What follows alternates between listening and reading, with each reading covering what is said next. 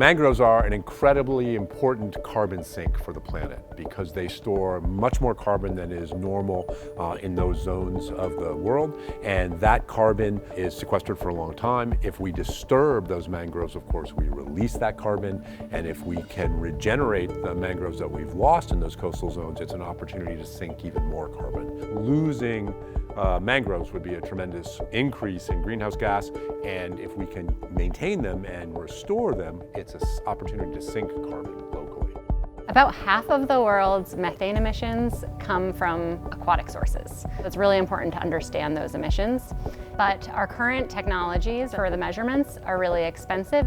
Cornell Atkinson brought together practitioners from the Environmental Defense Fund, and we were brainstorming some of the world's problems and solutions.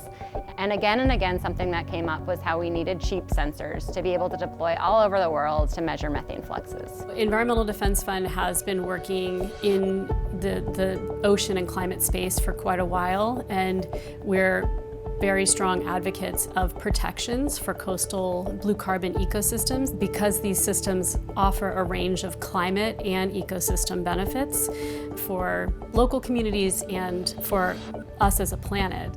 I reached out to Hunter Adams in engineering. He was able to attract a variety of students from a variety of majors to brainstorm what this sensor and what this chamber could look like. The students designed a chamber that allows us to measure methane gases coming off of water. The chamber will lower and measure those gases coming into it from the water. And then after a certain amount of time, enough gases have accumulated in the chamber that allow us to measure that flux rate.